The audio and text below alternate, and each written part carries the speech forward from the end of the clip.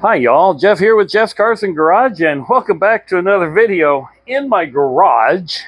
Yeah, I'm in my garage, but there's not a car in here, as you can see. So, uh, my wife, her hobby is plants, and this weekend she actually had a plant sale. Wanted to use the infamous garage where lots of painting magic takes place, and car working with Jose and all of that. So she's got the green thumb, and I think she sold somewhere in the neighborhood of about 50, between 50 and 60 plants this weekend. It was basically the 4th of July and the Saturday after. So, hats off to her. However, her hobby is, uh,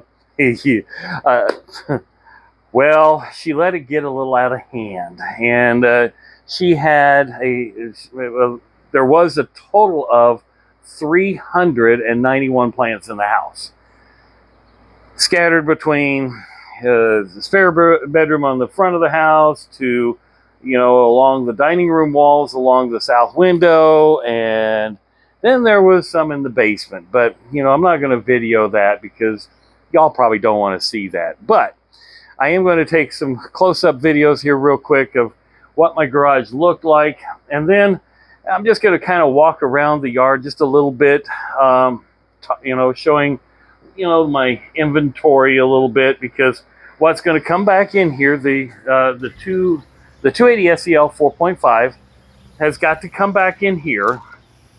And I'm still looking for the some cage nuts for the seat. I want to get that put back together. I haven't done anything. It's warm again today. It's like 86 degrees, but the humidity is well over 50%. It feels like Louisiana. And so my cars had to sit out. The 560, which sits in the bay next door, sat outside 2 nights in a row while we set this up. Oh my goodness, I don't know what I'm going to do. And then the 300 SL that usually parks out here, it gets dusty. I'm going to have to find a place to put a cover, get it under cover this winter, because I really want to protect that car. But with that said, then I've got right over here, is the 300 SD and the 300 SE. And they're sitting there, but as you can kind of see in the background, there's the 560 out there. And then if I get the camera a little bit closer, you can see the 300 SL parked over there underneath the tree. And so, while I've got these cars sitting out here, I'm making the decision. I think what I'm going to do is I'm going to attempt to blend in.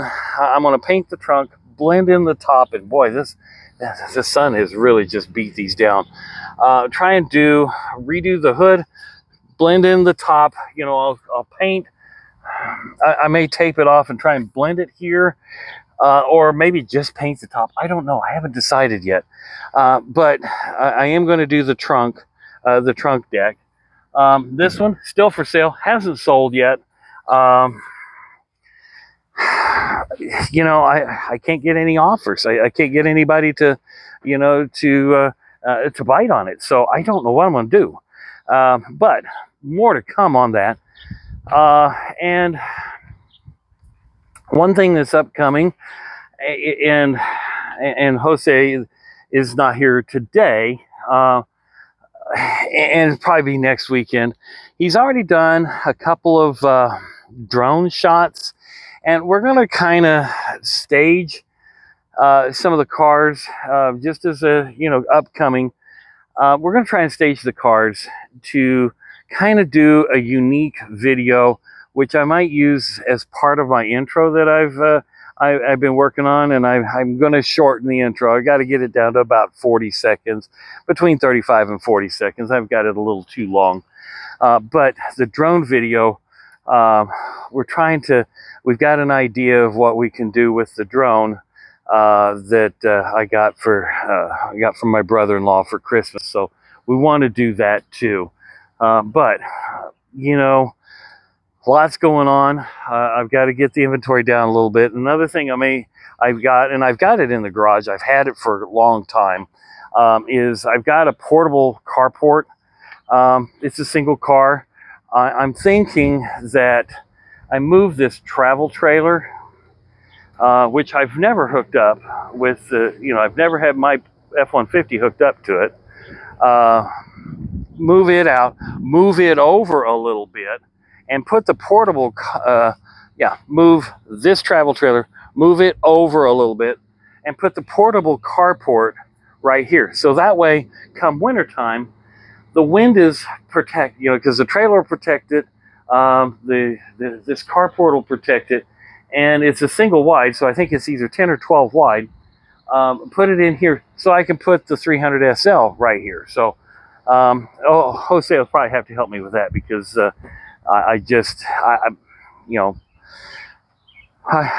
I get older, I'm losing some of my strength. So, and it shouldn't be that difficult to put up there.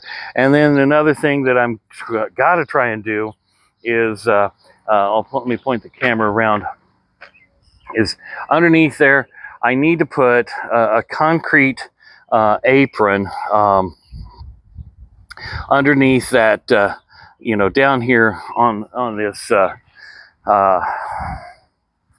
this door. I need to finish siding this, and then I want to put, concrete. I really would like to get concrete, out past the runoff, the rough runoff, because I don't have a gutter there, and get the apron in, so that helps keep. Well, there's a cat that sneaks under here and getting paw prints on my car. So, the 560 was sitting in here. So that's another project. Hopefully, I'll do it by hand like I probably did the other one.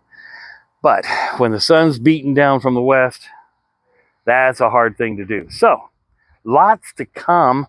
And so hopefully we'll get some of these projects done, maybe someday. It all takes money. And of course, with the big beautiful bill just passed, who knows what kind of money's going to be here for the American public. You're going to continue taking from the poor and giving to the wealthy. I don't know what's going to happen on that, but that's not for this channel or this discussion here. But I do want to say one thing that, I just had a video not too long ago regarding 17 of the worst cars, and talked a little bit about repair bills and things like that. Folks, it keeps rising.